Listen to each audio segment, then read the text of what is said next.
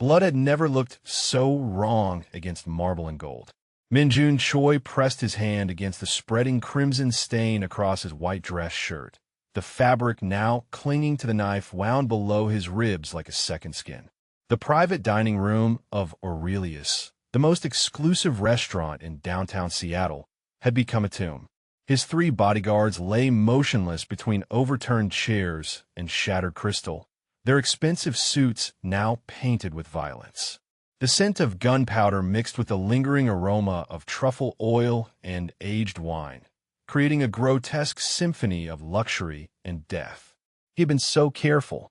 The meeting with the Nakamura Syndicate was supposed to be neutral ground, a peace negotiation after months of territorial disputes. But Kenji Nakamura had played a longer game than anyone anticipated. The old fox had waited until Minjun's guard was down, until the sake had been poured and traditional courtesies observed, before his men revealed their true intentions. The dining room door hung off its hinges, splintered with testament to how quickly everything had gone wrong. Minjun's vision blurred as he slumped deeper into the leather booth, his phone shattered somewhere beneath the debris. His empire stretched across 3 states, commanded respect from Vancouver to Los Angeles. Yet here he sat bleeding out like any common criminal. The irony was not lost on him. Footsteps echoed in the main dining room beyond. Measured, deliberate, hunting, through the haze of pain and adrenaline. Minjun wondered if anyone watching from their own city tonight could imagine how quickly power could drain away with blood. Seattle had always been his stronghold, his carefully constructed sanctuary where even his enemies observed certain rules. Those rules lay broken now, like the crystal stemware scattered across Persian carpet. The footsteps grew closer. A figure appeared in the doorway, silhouetted against the warm light of the main restaurant. Not Nakamura's men returning to finish him. This was someone else entirely. A woman, young, moving with the purposeful grace of someone accustomed to navigating between tables laden with expensive meals and fragile egos. Her dark skin caught the ambient lighting, and her natural hair was pulled back in a style both professional and striking. She wore the standard black uniform of Aurelius' staff, but carried herself with an unmistakable strength that had nothing to do with service industry training. Zara Washington had worked enough late shifts to recognize trouble when she saw it. What she had not expected was to find herself staring at a massacre in the restaurant's most exclusive private room. Her training kicked in immediately, the same instincts that had gotten her through nursing school before financial reality forced her into service work. Survey the scene. Assess the threat. Make decisions quickly. The man in the booth was alive. Barely. His blood loss was significant, but not immediately fatal if treated properly. Asian features, expensive clothing, an aura of command, even in extremity, that marked him as someone important. Someone dangerous. The bodies around him told a story of violence swift and brutal, but his position suggested he had been ambushed rather than defeated in fair combat. She should call 911, should run, should do anything except step into this room where death hung heavy as incense. Instead, she found herself moving forward. The wounded man's eyes focused on her with difficulty, dark and sharp despite his condition. When he spoke, his voice carried the precision of someone accustomed to being obeyed, even weakened as it was. "Please," he said, the word carrying an accent that spoke of soul and power. "Please save me." The vulnerability in that plea struck something deep in Zara's chest. Here was a man who clearly commanded armies, who lived in a world where asking for help was likely tantamount to signing a death warrant, reduced to begging a stranger for salvation. His hand reached toward her, fingers trembling not just from blood loss, but from the effort of abandoning pride. Zara had spent her entire life making split-second decisions. Growing up in South Seattle, working her way through school, choosing between safety and necessity more times than she could count. This was different. This was a choice that would change everything that came after, a line that once crossed could never be uncrossed. The sound of voices carried from the main restaurant. Multiple men speaking in clipped Japanese, their tones suggesting they were not interested in a peaceful departure. Minjun's hand found her wrist, his grip surprisingly strong for someone losing so much blood. His eyes locked with hers, and in that moment she saw past the expensive suit and commanding presence to something raw and human underneath. Fear, not of death, but of dying unavenged, of leaving work undone, of failing those who depended on him. "Save me," he repeated, and this time it was less command than prayer. Zara looked at the shattered door, calculated the time before the hunters would expand their search to this room, weighed her own safety against the life of a man she had never met. Every rational thought screamed at her to walk away, to claim ignorance, to let whatever war this was play out without her involvement. Instead, she moved. The booth was deep enough to conceal someone if they lay flat along the bench. Zara grabbed the fallen tablecloth from an overturned table, using it to stem Minjun's bleeding while positioning him as far back in the booth as possible. The shadows were deep enough, the angle sufficient to hide him from casual inspection if someone did not look too carefully. "You need to stay completely still," she whispered, her voice steadier than she felt. "Do not move. Do not make a sound. Whatever happens, you are never here." Minjun nodded once, his eyes never leaving her face. In them she saw something that might have been gratitude, or might have been the beginning of something far more complicated. The voices in the main dining room grew louder, accompanied by the sound of chairs being moved and tables searched. Zara straightened her uniform, checked her appearance in the reflection of a surviving wine glass, and walked toward the doorway with the measured pace of someone returning to work after checking on a disturbance. 3 men stood in the main dining room, their suits expensive, but their manner unmistakably predatory. They turned toward her as she emerged from the private room, and the temperature in the restaurant seemed to drop 10 degrees. The leader, a compact man with silver threading his black hair, studied her with eyes that missed nothing. His English carried the same precision as Minjun's, but without the underlying warmth. "You work here?" he stated rather than asked. "Yes, sir," Zara replied, her tone carrying exactly the right note of confused concern. "I was just checking on the noise from the private room. It looks like there was some kind of accident. What did you see?" It was not a question. Zara met his gaze directly, allowing just enough nervousness to show through to seem genuine while maintaining the dignity that had always been her shield. "Bodies," she said quietly. "I think someone should call the police." The man studied her for a long moment that stretched like eternity. Behind him, his companions shifted restlessly, hands resting near concealed weapons. The entire restaurant seemed to hold its breath. "You saw no one alive?" the man said finally. "No, sir. Just the accident." Another eternal pause. Then the man nodded once and gestured to his companions. They moved past her toward the private room, their attention already shifting away from the black waitress who had clearly seen nothing of importance. Zara returned to the kitchen area, her hand steady as she reached for her phone.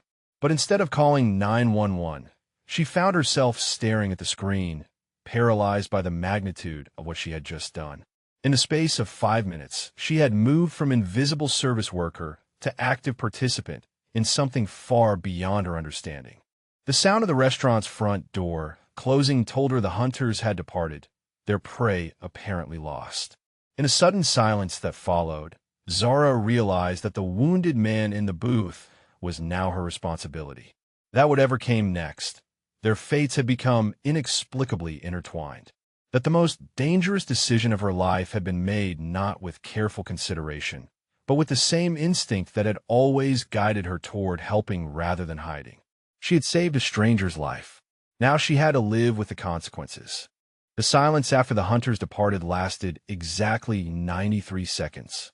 Zara counted each one, her pulse marking time as she stood frozen in the kitchen doorway, staring at her phone screen without seeing it.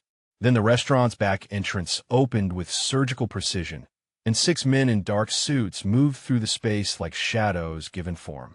They carried themselves with the same lethal grace as the wounded man still hidden in the booth, but their loyalty was written in the way they immediately began securing the scene. The leader among them, a man whose scarred face spoke of battle survived, approached Zara with deference that surprised her.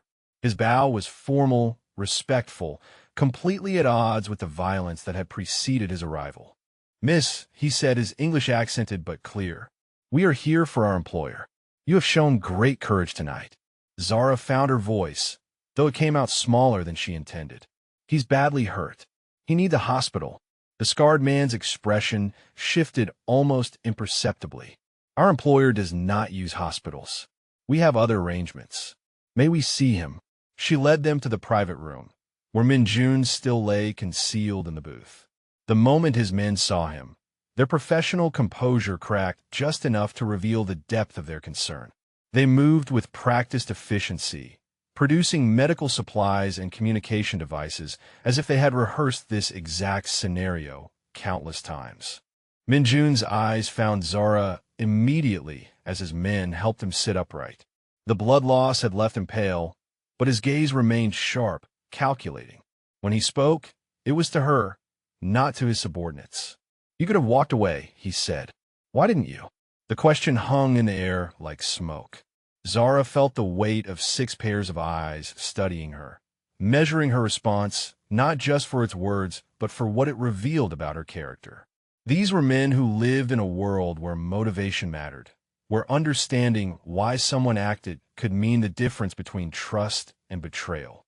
"Because you asked me to," she said simply. "Because you needed help."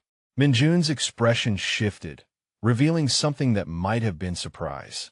In his world, help came with prices attached, favors that created debts, assistance that built webs of obligation. The idea that someone would risk themselves for a stranger's plea seemed to genuinely puzzle him. "What is your name?" he asked. "Zara Washington." "Zara Washington," he repeated, as if testing how the syllables felt in his mouth. "Do you understand what you have done tonight?" "I helped someone who was hurt," she replied, though even as she said it, she suspected the answer was far more complicated than that simple truth. Minjun attempted to stand, accepting support from his men, but maintaining his dignity despite his condition. When he spoke again, his voice carried the weight of ritual, of traditions that stretched back centuries. "My name is Minjun Choi. I am the head of the Choi family organization. Tonight you saved my life when you had no obligation to do so. When doing so, put your own safety at risk. In my culture, this creates a debt that cannot be discharged with money or simple gratitude." He paused, studying her face as if memorizing every detail. The air in the room seemed to thicken with significance. "You are now under my protection whether you wish it or not," he continued. "Because to allow harm to come to the person who preserved my life would be a dishonor that would follow me to my grave." Zara felt something cold settle in her stomach. Protection. The word carried implications that stretched far beyond simple gratitude, creating bonds she had never agreed to, obligations that flowed in directions she was only beginning to understand. "I don't need protection," she said, the words automatic even as she sensed their inadequacy. The scarred lieutenant spoke quietly into his phone, then approached Minjun with an expression that confirmed Zara's growing unease. "Sir," he said, "the Nakamura clan has put out word on the streets. They know someone helped you escape their trap. They have description of a black woman, restaurant worker, approximate height and build." The temperature in the room seemed to drop. Minjun's eyes never left Zara's face as he absorbed this information, but she could see his mind working, calculating dangers she could not even imagine. "How long do I have?" she asked, surprised by her own directness. "Until they find you," Minjun replied. "Until they decide that eliminating you is worth the risk of my retaliation.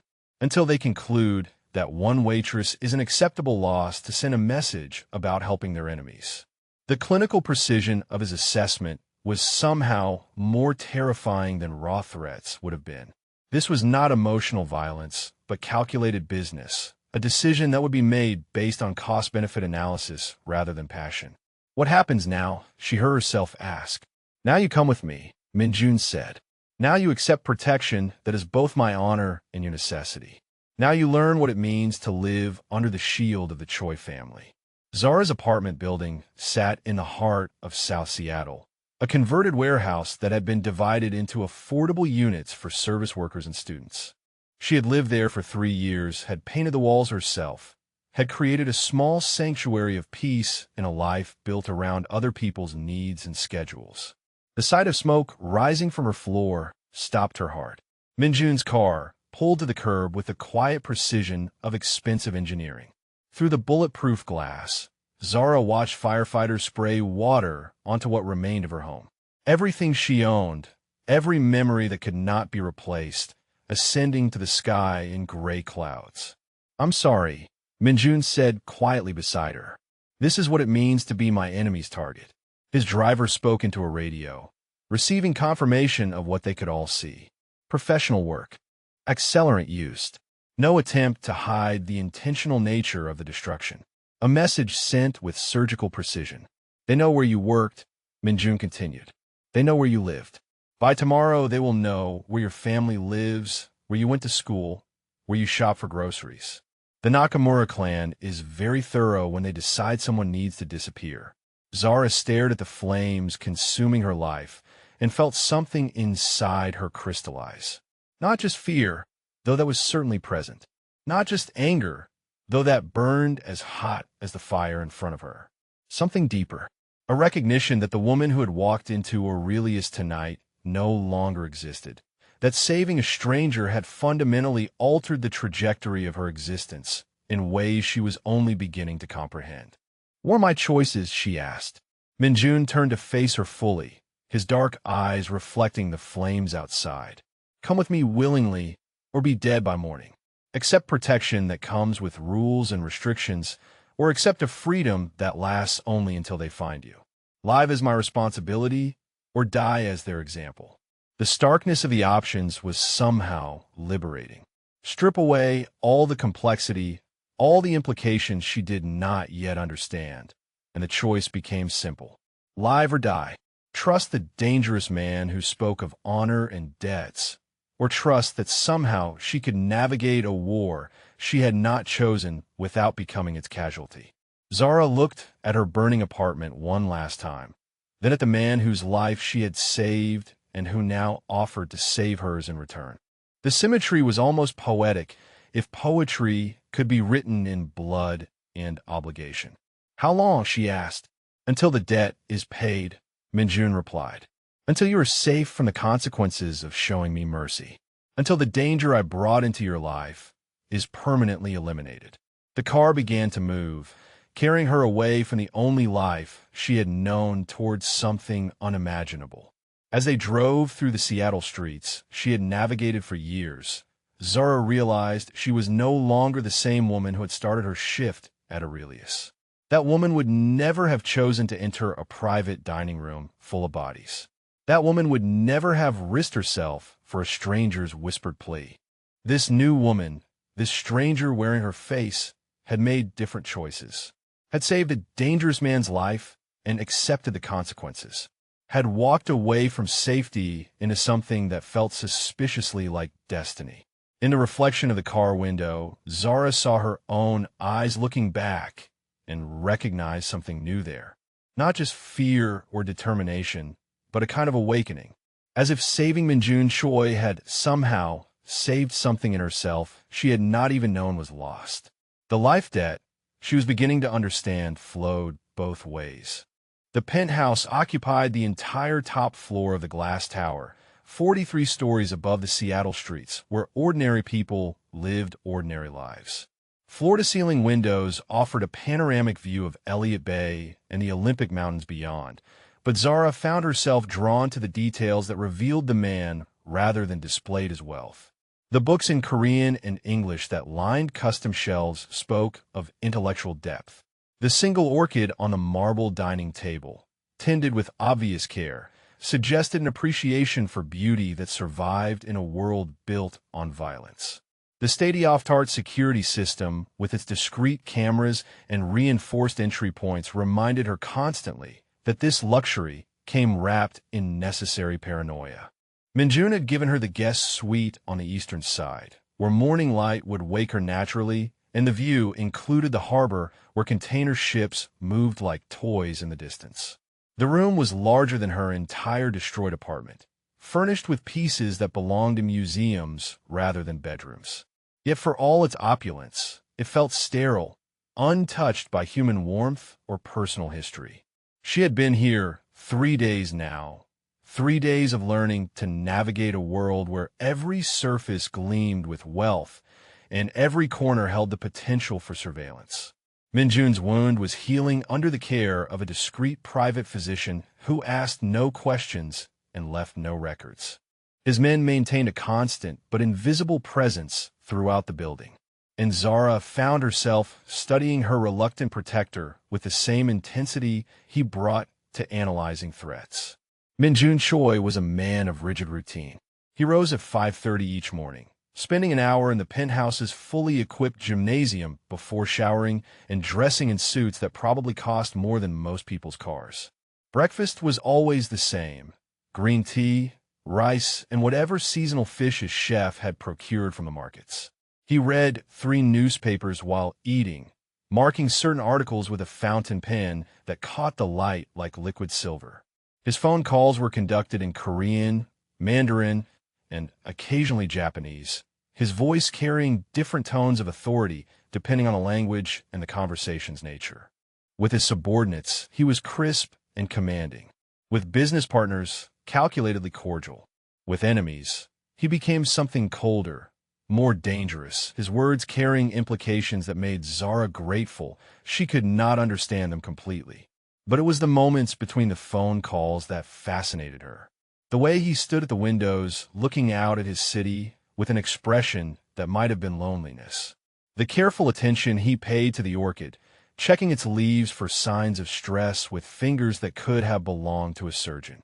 The way his shoulders carried tension that never quite dissipated, even in the supposed safety of his fortress.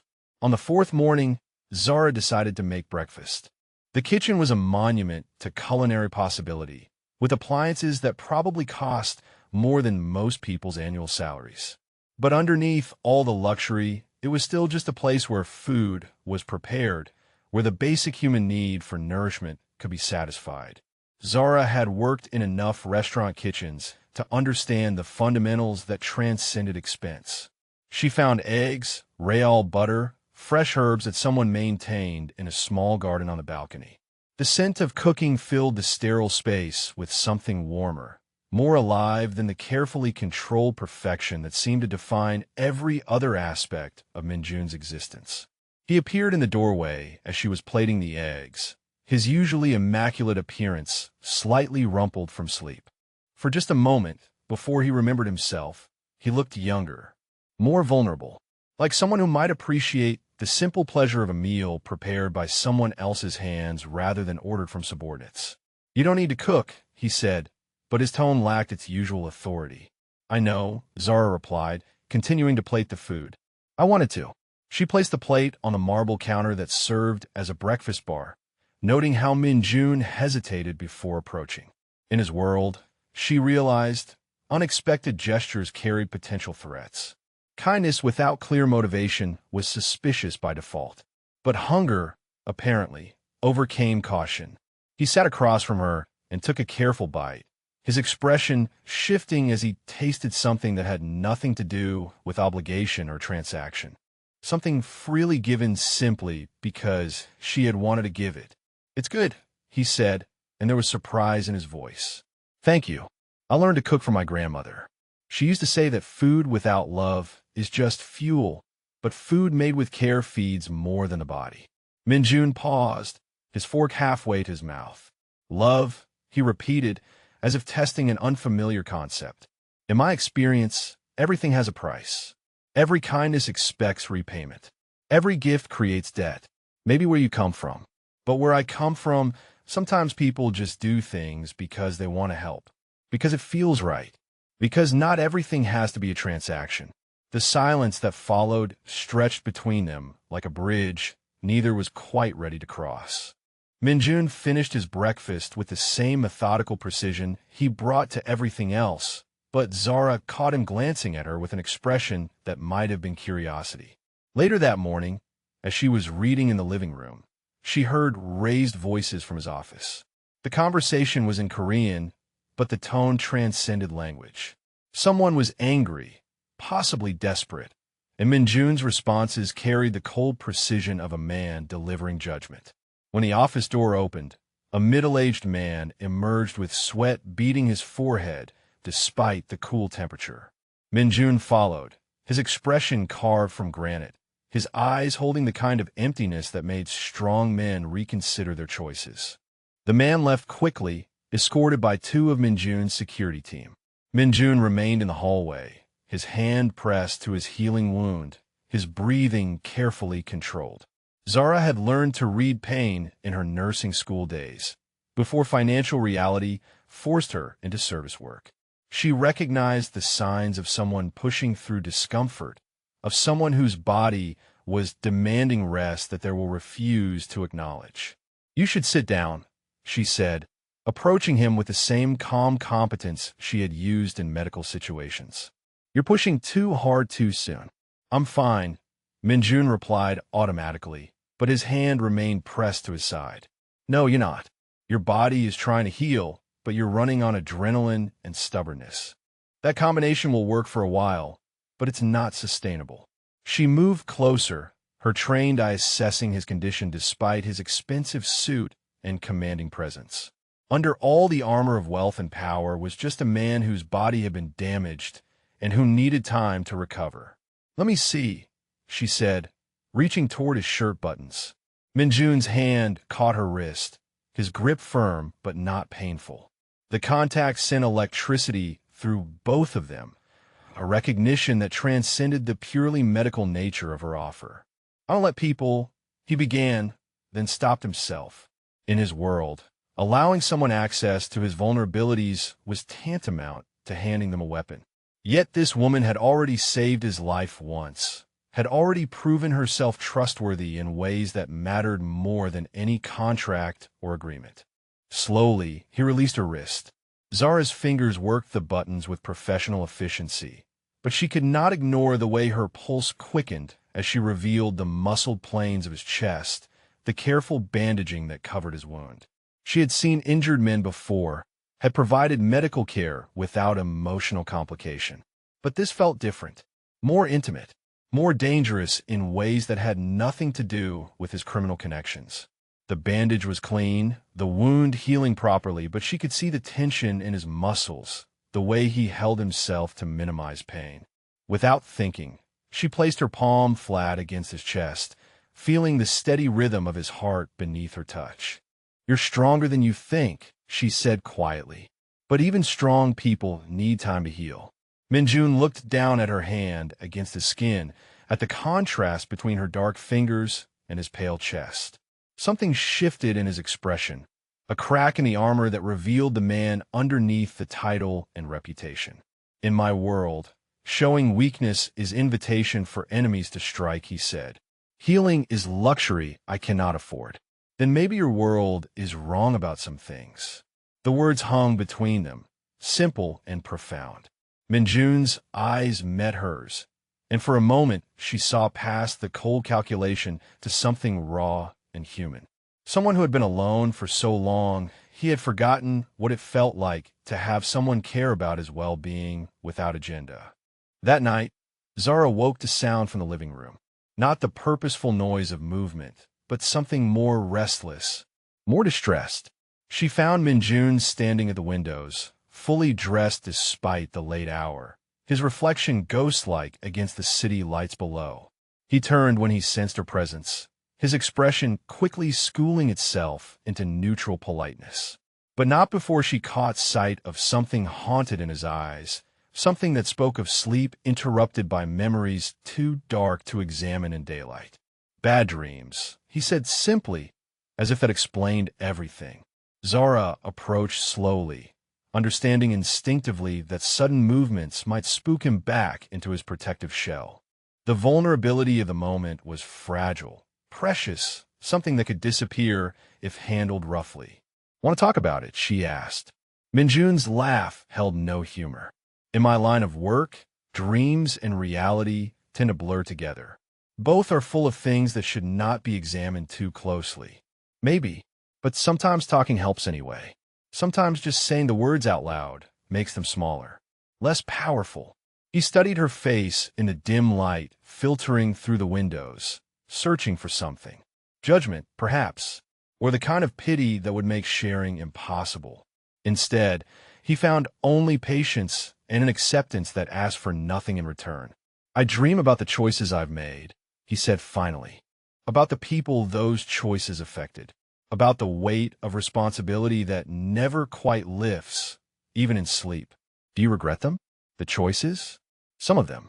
But regret is another luxury I cannot afford. The dead stay dead, regardless of how I feel about the decisions that led to their deaths. The honesty was stark, brutal in its directness. But underneath it, Zara heard something else. Not the cold calculation of a psychopath, but the weary sadness of someone who had been forced to make impossible choices and live with their consequences. You're not as hard as you want people to think, she said quietly. Hardness is armor. Without it, everything I've built would crumble. Everyone who depends on me would suffer. And what about you? What about what you need? Minjun turned back to the window, his reflection merging with the city lights in a way that made him seem part of the urban landscape itself. What I need is irrelevant. Walmart stopped mattering years ago. I exist to fulfill obligations, to maintain order, to ensure that the people under my protection remain safe. That's not living. That's just existing. Perhaps. But existence with purpose is more than most people manage. Zara moved to stand beside him, close enough to feel the warmth radiating from his body, far enough to respect the boundaries he had spent years constructing. In the reflection of the window, she could see both of them, two people from different worlds thrown together by chance and bound by circumstances neither had chosen. Maybe you're right, she said. Maybe purpose is enough. But I think you deserve more than just enough. I think everyone does. Minjun turned to look at her then, really look at her, as if seeing her clearly for the first time. In her eyes, he found something he had thought lost forever. Hope, not the naive kind that ignored reality, but the deeper sort that acknowledged darkness and chose light anyway. The kind that looked at broken things and saw possibility for repair rather than reasons for disposal. You make it sound simple, he said. Not simple, just possible. In the quiet that followed, both of them standing at the window looking out at a city full of people pursuing their own complicated lives, something fundamental shifted between them. The careful distance they had maintained began to feel less like protection and more like punishment. The attraction that had simmered beneath the surface of their interactions became harder to ignore, more difficult to dismiss as mere proximity or gratitude. Zara realized she was no longer afraid of Minjun Choi. Not the man, anyway, though his world still terrified her. She was beginning to understand that the most dangerous thing about him was not his capacity for violence, but his capacity for making her care about someone whose life would always be measured in calculated risks and necessary sacrifices. And Minjun found himself looking at this woman who had saved him, who challenged his assumptions with quiet strength, who offered kindness without agenda, and recognizing something that felt suspiciously like hunger. Not just physical, though that was certainly present, but something deeper. A longing for connection that had been buried so long he had forgotten it existed. Neither spoke of what was happening between them. Neither acknowledged the way the air seemed charged when they were in the same room, or how conversations that began about practical matters inevitably drifted toward more personal territory. But both understood that the careful equilibrium they had established was becoming increasingly unstable, that something was building between them that would soon demand acknowledgement, regardless of how inconvenient or dangerous such recognition might prove to be. The gymnasium occupied the entire eastern wing of the penthouse, its floor-to-ceiling mirrors reflecting endless iterations of Minjun's morning routine. Zara had grown accustomed to the sounds that filtered through the walls each dawn. The rhythmic impact of fists against heavy bags, the whisper of feet moving across mats, the controlled breathing of someone whose body was both weapon and temple. Today, however, the sounds carried a different quality. More urgent, more focused. as if he was preparing for something specific rather than maintaining general readiness. She found him stripped to the waist, his healing wound now barely visible beneath skin that spoke of years spent honing muscle and reflexes into instruments of survival.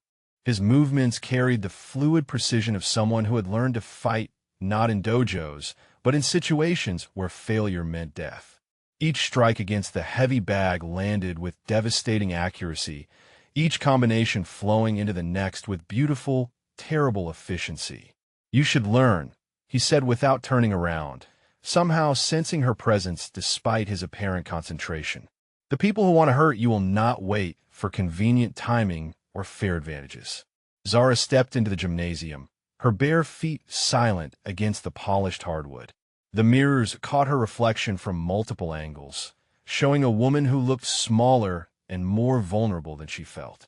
Her nursing school training had included basic self-defense, but nothing that would prepare her for the kind of violence that seemed to follow Minjun like shadow follows light. "I don't know if I could hurt someone," she said honestly, "even to protect myself." Minjun stopped his routine and turned to face her fully. In the harsh light of the gymnasium, without the softening effect of expensive clothing, he looked exactly like what he was, a predator who had learned to wear civilization like a well-tailored mask. Yet when he looked at her, something in his eyes gentled. "The first rule of survival is not about hurting others," he said. "It's about refusing to be a victim, about making yourself a difficult target rather than an easy one." He moved toward her with the same controlled grace he brought to everything else, stopping just close enough for her to feel the heat radiating from his skin. The scent of his exertion mixed with the sandalwood soap he favored, creating an intoxicating combination that made her pulse quicken despite the clinical nature of the lesson he proposed. "Show me your stance," he instructed. Zara positioned herself, as she remembered from her limited training, feet shoulder-width apart, hands raised in what she hoped resembled a defensive posture. Minjun circled her slowly, his gaze assessing every angle of her positioning with professional detachment. "Your balance is wrong," he said, moving behind her. "You're standing like someone who expects to run rather than fight. But if someone gets close enough to grab you, running is no longer an option."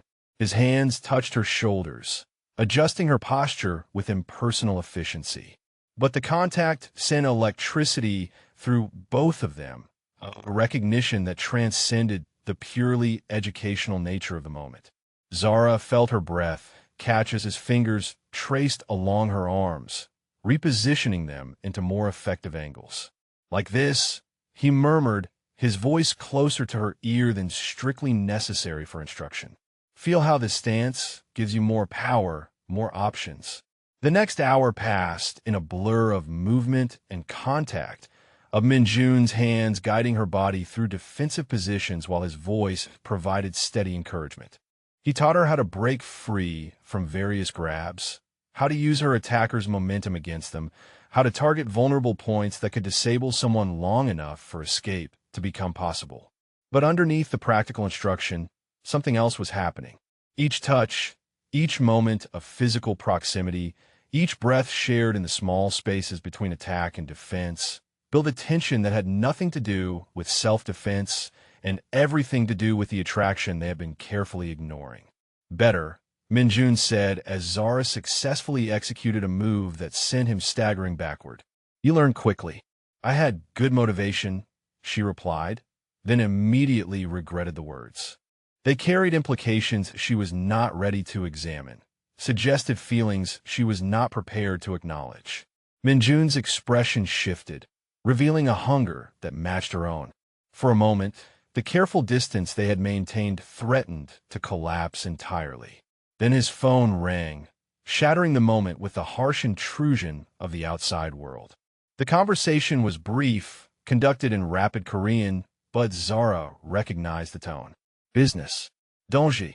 The kind of call that reminded them both why she needed protection and why any attraction between them was complicated by circumstances beyond their control. "We need to talk," Minjun said after ending the call. "There are things you should know. About me. About the world you're now part of. About why certain people want me dead and what that means for anyone associated with me." They moved to the living room, where afternoon light streamed through the floor-to-ceiling windows, illuminating the space with deceptive warmth. Minjun poured himself a measure of whiskey despite the early hour, holding the glass without drinking as if the ritual provided comfort rather than the alcohol itself. My father died when I was 16, he began without preamble. Shot in the back by someone he trusted, someone who thought they could take his territory and his organization through simple betrayal. I inherited an empire built on violence and a war that had been raging for 3 generations. The whiskey remained untouched as he continued, his voice carrying the weight of memories that had been shaped into armor through repetition and necessity. I was not given the luxury of choice about what kind of man to become. The organization needed a leader who could command respect through fear when necessary, who could make decisions that would haunt anyone with a functioning conscience, who could prioritize survival over sentiment every time circumstances demanded such priorities. Zara listened without judgment, recognizing the pain underneath the clinical recitation of facts. This was not a man who had chosen violence for its own sake, but someone who had been molded by circumstance into something harder than his nature might have originally intended. "What about before?" she asked quietly. "Before you had to become what the organization needed. Who were you then?" Minjun's smile held no happiness. "I wanted to be a teacher. Can you imagine that? The future head of a criminal empire dreaming about standing in front of classrooms, sharing knowledge instead of dispensing judgment. I thought education could change the world, make it more civilized, more rational. What changed your mind? Reality. The understanding that civilization is a thin veneer over chaos, and that someone must be willing to enforce order even when that enforcement requires actions that civilized people find distasteful. The recognition that protection requires strength, and strength sometimes requires choices that idealistic young men find impossible to make. The honesty was stark, brutal in its directness. But underneath it, Zara heard something else. Not the cold calculation of a sociopath, but the weary acceptance of someone who had sacrificed his ideals for the survival of others. Someone who carried the weight of necessary violence like a cross, bearing it not because he enjoyed it, but because no one else was strong enough to carry it for him. "Your turn," Minjun said, his dark eyes focusing on her with laser intensity.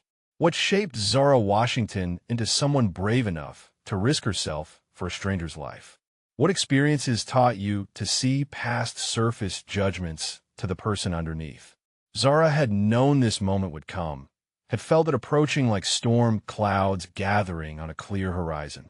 The luxury of his protection came with the price of honesty, and Minjun was not someone who accepted partial truths as sufficient payment. "I grew up in South Seattle," she said. "Single mother working 3 jobs to keep us housed and fed. I learned early that life was about making hard choices with incomplete information, about doing what needed to be done even when you were scared or uncertain or completely out of your depth." She paused, gathering courage for the parts of her story that still carried pain despite the years that had passed since their occurrence. "When I was 12, my little brother Marcus was jumped by gang members outside our apartment building. They beat him so badly he spent 2 weeks in a hospital. The police said they couldn't identify the attackers, couldn't prove anything, couldn't do anything except file a report that would disappear into bureaucratic nowhere." Minjun's expression grew very still, recognizing the trajectory of her story, understanding where it would lead and what it would cost her to tell it. But our neighbor, Mrs. Chun, she knew who had done it. She also knew they would do it again unless someone made them understand that our building was not territory they could claim through intimidation. So she called her nephew, who ran with a different gang, who had different ideas about acceptable behavior in residential neighborhoods. Zara's hands trembled slightly as she continued, the memory still carrying power despite the years that had dulled its edges. "The boys who hurt Marcus never bothered anyone in our building again. Never bothered anyone anywhere again if the whispers were accurate. And I learned that sometimes protection comes from the most unexpected sources, that sometimes the people willing to stand between you and danger are not the ones society says you should trust." She looked directly at Minjun as she finished, wanting him to understand the connection she was drawing, the parallel she saw between past protection and present circumstances. Mrs. Chin's nephew was not a good man by most standards. He dealt drugs, he hurt people who crossed him. He lived in a world where violence was currency and fear was power. But when it mattered, when my brother's safety was at stake, he was the only one willing to act. The only one who cared more about protecting the innocent than following rules that had already failed us. The silence that followed stretched between them like a bridge, carrying understanding that transcended words. Minjun saw in her story the foundation of her courage, the source of her ability to see past his reputation to the man underneath. And Zara saw in his eyes recognition of the choices she had made, the compromises she had accepted, the understanding that sometimes protection required alliance with people who operated outside conventional morality. That night, everything changed. The attack came without warning, as the best ones always did. Zara woke to the sound of glass breaking somewhere in the penthouse, followed by shouts and a distinctive crack of gunfire. The security system screamed electronic warnings that seemed to echo from every surface simultaneously. Minjun appeared at her doorway before she was fully conscious, fully dressed and armed, his face carrying the cold calculation of someone who had been expecting this moment for days. "Stay down," he commanded, moving to the window to assess the situation below. They've breached the parking garage. 3 teams, probably 12 men total. Professional work. The building shuddered as something exploded several floors below, the lights flickering ominously before emergency power restored illumination. Minjun spoke rapidly into his phone, coordinating with the security team, his voice carrying the authority of someone accustomed to command in crisis situations. "Can you swim?" he asked suddenly. "What? Can you swim?" "The building has a rooftop pool that connects to an emergency evacuation system. If they reach this floor, we may need to use it." Before Zara could respond, the penthouse's main entrance exploded inward, revealing armed figures in tactical gear. Minjun moved with lightning precision, returning fire while pushing Zara toward the balcony. The night air was cold against her skin as they emerged into a scene that belonged in war zones rather than luxury high-rises. "This way," Minjun said, leading her along a narrow maintenance walkway that connected to the building's exterior fire escape system. Below them, Seattle spread out like a jeweled carpet, beautiful and remote and completely unhelpful for their current situation. The walkway was slippery with condensation and wind, designed for emergency access rather than panicked escape. Zara felt her foot slip just as another explosion rocked the building, sending her stumbling toward the edge and certain death 43 floors below. Minjun's arm caught her around the waist, pulling her against him with desperate strength. For a moment they stood pressed together, her heart hammering against his chest, both of them acutely aware of how close death had come and how much they had to lose. "I've got you," he whispered against her hair, and in those 3 words she heard something that went far beyond the protection he owed her. Something personal, something that spoke of feelings he had not intended to develop and could not afford to acknowledge. They made it to the emergency stairwell as his security team regained control of the situation. The attack had been repelled, the intruders either dead or retreating, but the message had been delivered with surgical precision. No place was truly safe. No protection was absolute. The war was escalating. Later, after the police had been managed and the building secured and the bodies removed, Zara found herself standing in the bathroom, staring at her reflection in the mirror. She looked the same as she had 12 hours earlier, but something fundamental had changed. The woman looking back at her was someone who had faced death and chosen to fight for life, who had accepted protection without surrendering agency, who had recognized love in the most unlikely circumstances and was no longer afraid to name it for what it was. When she emerged from the bathroom, she found Minjun standing at the windows again, his silhouette dark against the city lights. But this time when she approached, he turned toward her instead of maintaining his vigil over the urban landscape below. "They could have killed you tonight," he said quietly. "We'll kill you if they get another chance." This is what my protection means. This is the price of being associated with me. I know, Zara replied, stepping closer until she could see the pain in his eyes, the guilt that carved lines around his mouth. And I'm still here. The words hung between them, simple and profound. An acknowledgement of choice made with full knowledge of consequences. An acceptance of risk in exchange for something that neither was quite ready to name, but both understood. Why? Minjun asked, his voice carrying genuine bewilderment. Why choose this when you could walk away? Why accept danger for someone you barely know? Because you're not someone I barely know anymore, Zara said, reaching up to touch his face with fingers that trembled only slightly. Because I've seen who you are when you think no one is watching.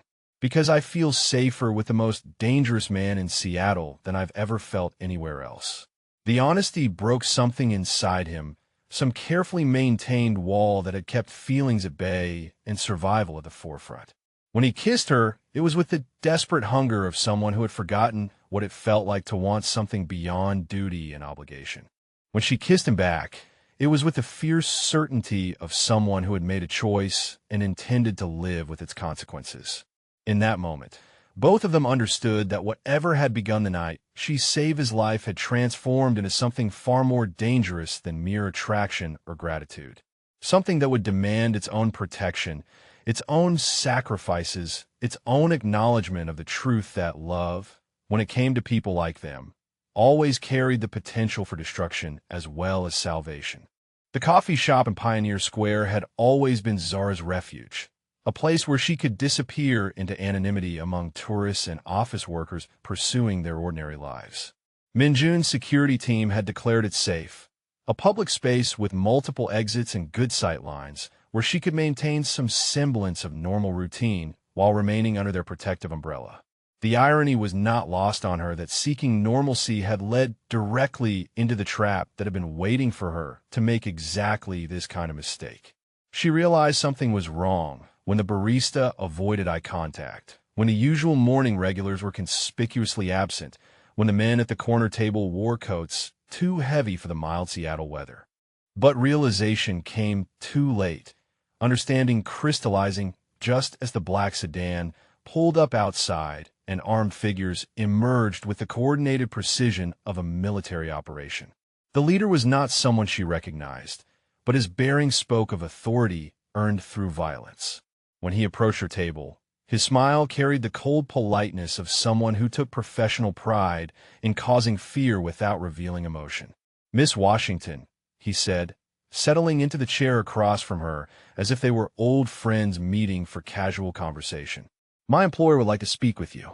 I hope you will be reasonable about accepting his invitation." The gun he placed on the table between them was small, discreet, the kind of weapon designed for close work rather than dramatic displays.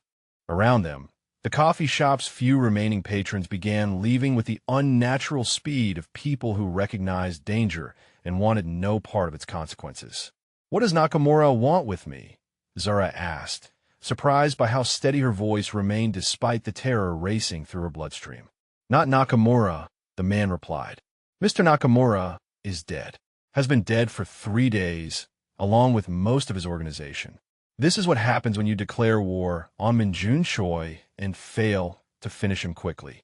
The news hit her like physical blow. Minjun had said nothing about eliminating his enemies, had given no indication that he was pursuing active warfare rather than defensive protection. Yet the evidence sat across from her, wearing an expensive suit and speaking of death with the casual precision of someone reading stock reports. "Then who are you working for?" she asked. "New management. People who understand that Mr. Choi's weakness is not his business operations or his security arrangements, but his recently acquired sentimental attachments. People who recognize that the fastest way to destroy a dangerous man is to take away the thing he has learned to value more than his own survival." The simplicity of the strategy was terrifying in its efficiency.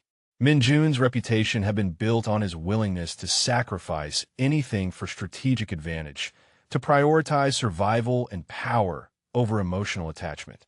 But that reputation also meant that demonstrating genuine care for someone created a vulnerability that enemies could exploit with surgical precision. "You're making a mistake," Zara said, though even as she spoke the words, she felt their inadequacy. If Minjun cares about me, he won't negotiate with kidnappers. He'll come for you with everything he has. The man's smile widened, revealing teeth too white to be natural. That, Miss Washington, is exactly what we are counting on. Mr. Choi's predictable emotional response will lead him directly into a trap that has been months in preparation. His feelings for you have made him vulnerable in ways he does not yet understand. The ride across Seattle passed in surreal silence.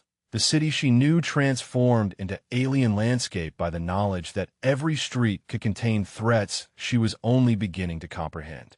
Her captors were professionals, revealing nothing through conversation or carelessness that might provide useful intelligence.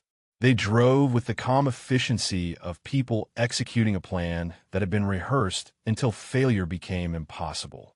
The warehouse district south of downtown had always been a place where legitimate business mixed uneasily with enterprises that preferred to operate away from scrutiny. The building they entered looked abandoned from the outside, its windows covered with plywood and its exterior walls decorated with graffiti that spoke of urban decay. Inside, however, was a different story entirely. Someone had invested serious money in creating a space designed for activities that required both privacy and security. The main floor had been converted into something resembling a military command center, with communications equipment and surveillance monitors showing feeds from cameras positioned throughout the surrounding area. A dozen men in tactical gear moved through the space with the easy confidence of soldiers preparing for battle. This was not a desperate gamble by desperate people, but a carefully orchestrated operation designed to eliminate Seattle's most dangerous criminal while minimizing their own risk. Zara was secured to a chair in the center of the space, positioned where she would be visible to anyone entering the building, but protected by the crossfire zones that had been established at every potential entry point. Around her, other hostages sat in similar restraints. A young mother clutching a toddler who remained miraculously quiet despite the terrifying circumstances. An elderly man whose expensive watch suggested he represented some form of leverage beyond simple human sympathy. A teenage girl whose designer clothing marked her as someone whose family could afford substantial ransom payments. The realization struck her like lightning. She was not the only bait in this trap. Minjun's enemies had collected multiple targets, ensuring that his rescue attempt would require him to choose between saving her and saving innocent strangers. That his protective instincts would be divided among multiple objectives, creating chaos that could be exploited by people with simpler priorities. The young mother caught her eye, fear written across features that should have been planning birthday parties rather than calculating survival odds. The toddler in her arms remained unnaturally still, sensing danger in the way children sometimes did without understanding its source. "What's your name?" Zara whispered when the guard attention was focused elsewhere. "Elena," the woman replied. "This is Marcus. They took us from the park near our apartment. Said his daddy owed them money, but David's been dead for 2 years. We don't have anything they want." Zara felt something cold settle in her chest. These people were not connected to Minjun's world, had no understanding of the forces that had swept them into circumstances beyond their comprehension. They were innocent casualties in a war they had never chosen to join, pawns in a game played by people who measured human lives against strategic advantage. The elderly man spoke from his chair near the window, his voice carrying the authority of someone accustomed to command despite his current helplessness. "Frederick Chun," he said, "retired federal judge. They believe my former position gives them leverage with law enforcement, though I suspect they overestimate both my influence and the government's willingness to negotiate with terrorists." The teenage girl remained silent, but her eyes held intelligence that suggested she understood their situation better than her youth might indicate. When she finally spoke, her voice carried unexpected strength. "I'm Sophie Nakamura," she said quietly. "Kenji Nakamura was my grandfather. I think they took me because they want Mr. Choi to know that eliminating his enemies doesn't eliminate their families. That this war will continue across generations unless someone ends it permanently." The pieces of the trap became clear with terrible precision. Each hostage represented a different pressure point, a different form of leverage designed to force Minjun into emotional rather than tactical decision-making. Elena and Marcus represented innocent civilians whose deaths would weigh heavily on anyone with functioning conscience. Judge Chun represented potential legal complications that could follow Minjun for years. And Sophie Nakamura represented the perpetuation of blood feuds that could haunt his organization across decades. But as Zara studied the faces around her, she realized something their captors might not have anticipated. These people were not just victims waiting for rescue. Elena's fear was real, but underneath, it was the fierce protectiveness of a mother who would die before allowing harm to come to her child. Judge Chin's age might have slowed his reflexes, but his mind remained sharp, constantly assessing their surroundings for potential advantages. And Sophie Nakamura carried herself with the quiet dignity of someone who understood that survival sometimes required courage that transcended youth and inexperience. Time passed with agonizing slowness, marked by radio communications that revealed the systematic elimination of the guard's external security perimeter. Minjun was coming, and he was coming with the full force of his organization behind him. The professionals who had orchestrated this trap might have anticipated his emotional response, but they had underestimated the resources he could bring to bear when properly motivated.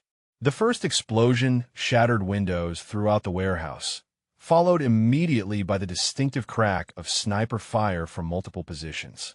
The carefully planned crossfire zones that were supposed to protect the hostages suddenly became killing fields as Minjun's forces engaged from directions that had supposedly been secured. Moved toward the back wall, Zara called to the other hostages as their guards scrambled to respond to threats materializing from unexpected vectors. Away from the windows. Stay low. Elena clutched her son closer, following Zara's direction with the desperate trust of someone who had no better options. Judge Chun moved with surprising agility for someone his age, understanding instinctively that survival required action rather than passive waiting. Sophie Nakamura helped coordinate their movement, her youth balanced by intelligence that grasped tactical realities with unsettling clarity. The main entrance exploded inward in a shower of concrete and steel, revealing a figure that moved with the fluid precision of death given human form. Minjun entered the warehouse like an avenging angel, his weapons tracking targets with mechanical efficiency while his eyes searched for her with desperate intensity. Behind him came his security team, professionals who had trained for exactly this scenario, who moved through the space with coordinated precision that turned organized defense in a chaotic rout. The fight was swift, brutal, decisive. Minjun's enemies had planned for many contingencies, but they had not planned for the absolute commitment of someone who had discovered that some things were worth any price to protect. When the gunfire stopped, when the last of their captors lay motionless among the overturned equipment and shattered communications gear, Minjun crossed the warehouse floor like someone in a dream. His expensive suit was torn and blood-stained, his face marked by cuts from flying debris, but his eyes held only relief and a tenderness that transformed his features from those of a dangerous predator into those of a man who had discovered love worth killing for. He cut her restraints with hands that trembled slightly despite his apparent control, his fingers checking her for injuries with the careful thoroughness of someone whose world had temporarily stopped making sense. When he spoke, his voice carried emotions he had spent years learning to suppress. "I thought I had lost you," he said, pulling her against him with desperate strength. "When they told me you had been taken, when I realized my feelings for you had made you a target, I understood for the first time what it meant to be truly afraid." The honesty in his confession broke something inside her, some final resistance to the reality of what had grown between them. This was not gratitude or proximity or the Stockholm Syndrome that psychologists warned about in hostage situations. This was love, pure and simple and complicated by circumstances that would follow them for the rest of their lives. Around them, his security team was securing the other hostages, ensuring their safety while cordoning off the area for cleanup that would leave no evidence of the night's events. Elena and her son would be relocated somewhere safe, their identities changed and their future secured. Judge Shun would return to his retirement with the understanding that certain debts had been paid in full. Sophie Nakamura would disappear into protective custody, her grandfather's sins absorbed by people better equipped to handle their consequences. But in that moment, none of those practical considerations mattered. What mattered was the way Minjun held her, as if she were something precious and fragile. The way his usual control had cracked to reveal someone who had been terrified of losing what he had only recently discovered. What mattered was her own recognition that she loved this dangerous man completely, loved him not despite his capacity for violence, but because he channeled that violence toward protecting people who could not protect themselves. "I love you," she said, the words simple and profound in their honesty. "I love who you are when you think no one is watching. I love the man who tends orchids and has nightmares and teaches waitresses self-defense because he cannot bear the thought of them being helpless. I love you, Minjun Choi, and I choose this. I choose you. I choose the danger and the complications and whatever comes next." His response was not words but action, a kiss that tasted of relief and promise, and the knowledge that some battles were worth fighting regardless of cost. When they finally separated, both understood that whatever had begun with a desperate plea for help had been transformed by violence into something stronger than either had thought possible. The life debt that had brought them together no longer mattered. What mattered was the choice they were making, freely and with full knowledge of consequences, to bind their lives together in ways that transcended obligation or circumstance. The war was ending, but something far more dangerous was beginning. Something that would require its own form of courage, its own willingness to sacrifice, its own commitment to protecting what they had discovered was worth protecting above all else.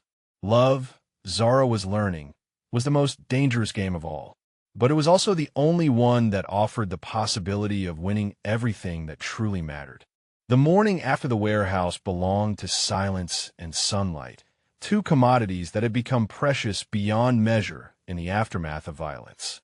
Zara woke in the guest suite of Minjun's penthouse, her body aching from injuries she barely remembered acquiring, her mind struggling to process the reality that the immediate danger had finally ended.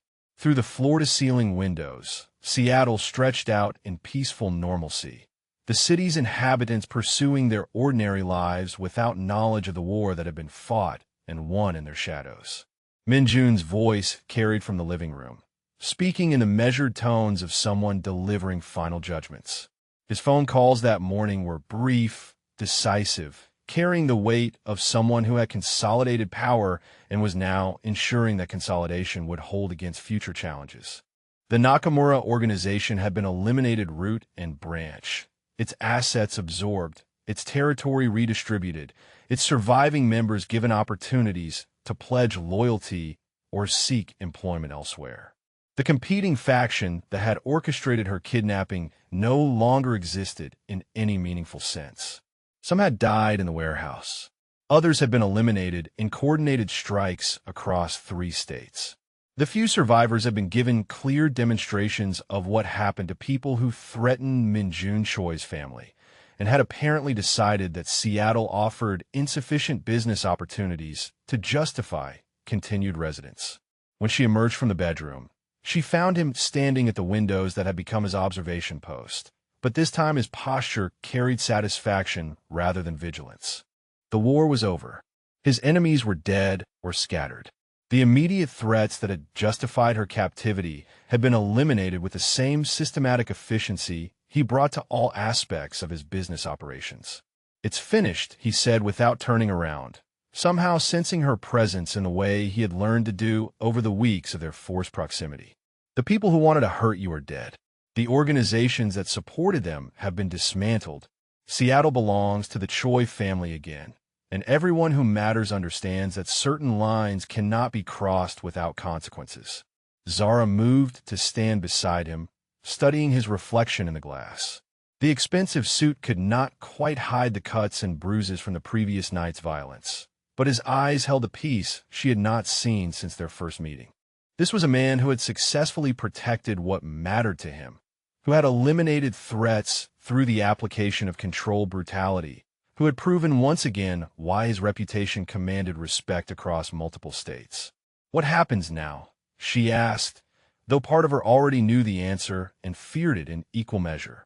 Min-jun turned to face her fully, his expression carrying a vulnerability that transformed his features from those of a dangerous criminal into those of a man confronting the possibility of losing something irreplaceable. "Now you are free to leave," he said quietly. "The life debt that bound you to my protection has been paid in full. The contract that forced your presence here is dissolved. You can return to your life, rebuild what was destroyed, pursue the future you would have chosen if you had never walked into that restaurant and saved a stranger's life."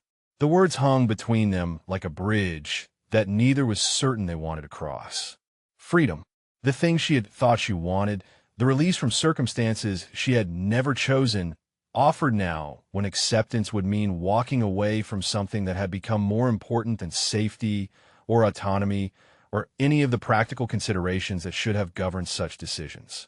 "And if I don't want to leave," she asked, her voice steadier than she felt, "then that would be a choice made freely, without obligation or coercion or debt. A choice that belongs entirely to you, based on what you want rather than what circumstances have forced upon you." The honesty was stark, brutal in its completeness. Min-jun was offering her genuine freedom, real choice, the opportunity to walk away from his dangerous world and rebuild a life based on her own priorities rather than his protection needs. But he was also offering something else, something that required courage of a different sort to accept. "I've been thinking about choices," Zara said, moving closer until she could see the hope and fear warring in his dark eyes. "About the difference between being trapped by circumstances and choosing to stay, because staying is what you want more than anything else in the world." She reached up to touch his face, her fingers tracing the line of his jaw with the tenderness of someone who had earned the right to such intimacy through shared danger and mutual recognition. "I've been thinking about the woman I was before I met you, and the woman I've become since then. About strength that comes from standing beside someone rather than standing alone. About safety that comes not from avoiding danger, but from facing it with someone who would die before letting harm come to you." Min-jun's hands covered hers, his touch gentle despite the strength that could be lethal when circumstances required such application. "I'm not asking you to stay," he said. "I'm asking you to choose. To decide what kind of life you want, and whether that life includes a man whose world will always carry risks that ordinary people never have to consider. To understand that loving me means accepting danger as a permanent resident in your daily experience." The stark honesty deserved an equally honest response. Zara had spent weeks considering this exact question, weighing love against safety, passion against practicality, the future she had planned against the future that had been offered through circumstances beyond her control. "I choose you," she said, the words simple and profound in their finality. "Not because I have to, not because circumstances force it, but because I want the life we can build together more than I want the safety of building a life alone. I choose the danger and the complications, and whatever comes next, because I choose the man who faces those things with honor and protects the people he loves with everything he has." Min-jun's response was not immediate words, but action, a kiss that tasted of relief and gratitude, and the knowledge that some gambles were worth taking regardless of odds. When they finally separated, both understood that something fundamental had shifted between them. The power dynamic that had begun with captor and captive had evolved into something approaching true partnership.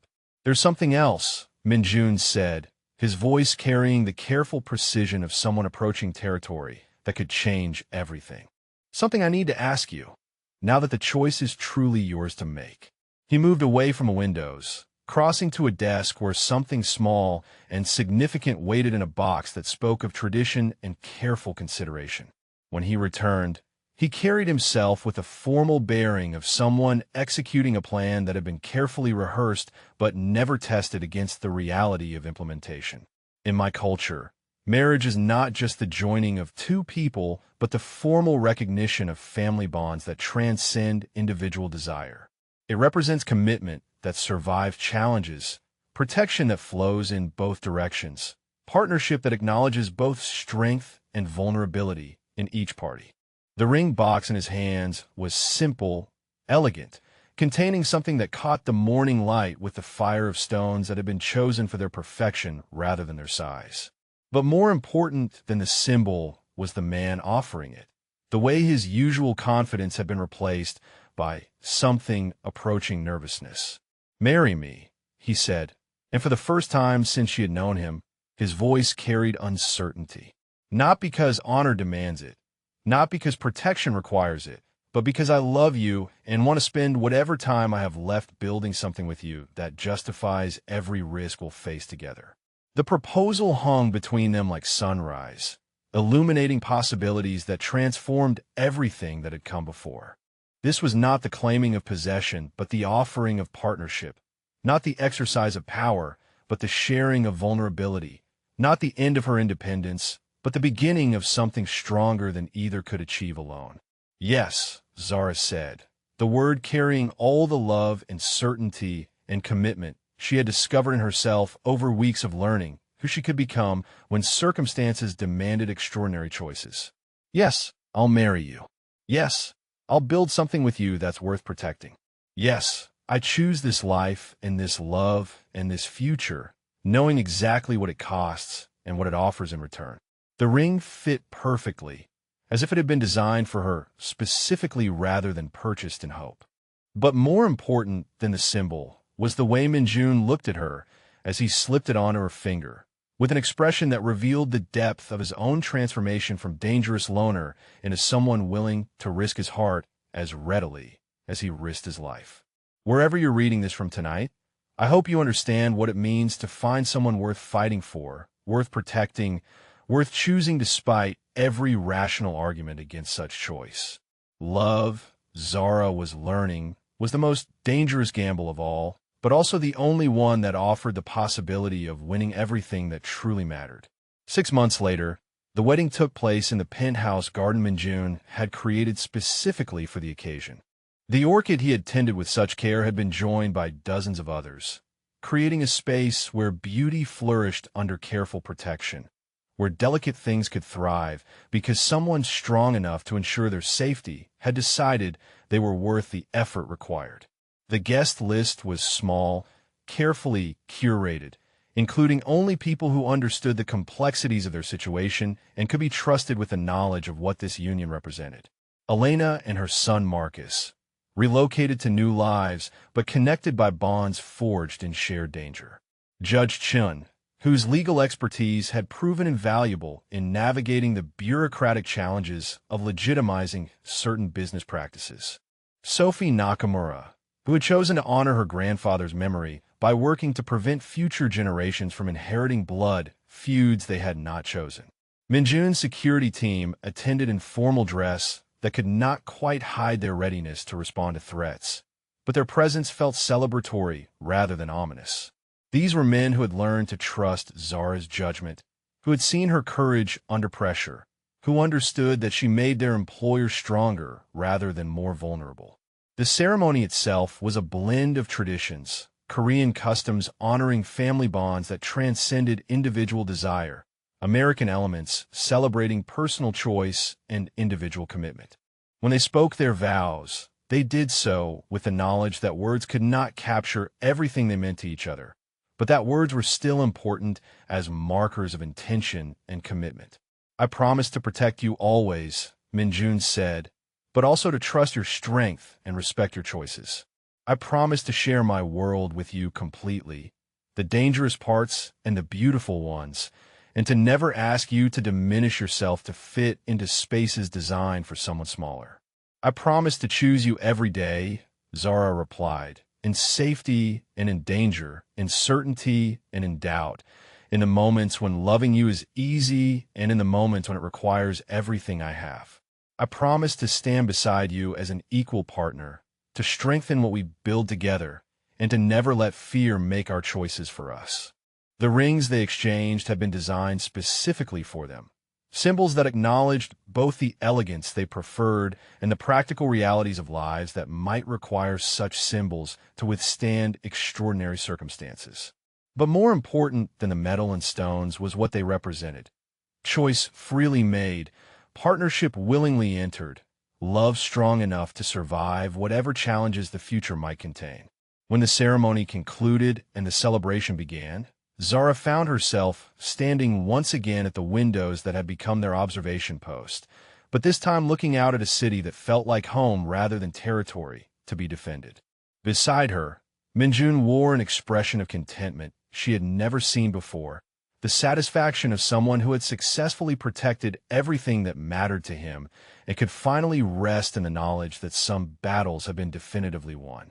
The life they were building together would never be simple or safe in conventional terms. Minjun's business would always carry risks that most people never faced, would always require vigilance and strength and the willingness to make hard choices when circumstances demanded such decisions. But it would also offer rewards that most people never experienced. The knowledge that their love had been tested by genuine danger and proven strong enough to survive. The confidence that came from choosing each other with complete understanding of costs and benefits. The partnership that emerged when two strong people decided they were stronger together than apart. Years later, when Zara looked back on the night she had walked into a private dining room and found a wounded man who would change everything about her life, she understood that some decisions could only be evaluated by their ultimate consequences rather than their immediate logic. Saving Minjun Choi had seemed like the right thing to do in that moment, a choice based on instinct and compassion rather than calculation or strategy. But it had also been the choice that led to everything else. The discovery of her own courage under pressure, the recognition of love worth any risk, the partnership that had transformed both of them into better versions of themselves. The life debt that had begun their relationship had been paid and dissolved, replaced by something far more binding and infinitely more precious. The most dangerous man in Seattle had become her sanctuary. The woman who had saved a stranger had saved herself in the process. And love, despite all its complications and costs and risks, had proven to be the one gamble where winning was actually possible. In the reflection of the penthouse windows, two people who had chosen each other against all odds looked out at a city full of people pursuing their own complicated relationships, their own impossible dreams, their own dangerous choices. Behind them, the future waited with all its uncertainties and possibilities, but they faced it together, as partners, as equals, as two people who had learned that the best kinds of love were forged in fire and proved their worth through surviving everything the world could throw against them. The dangerous game was over. The real life was just beginning.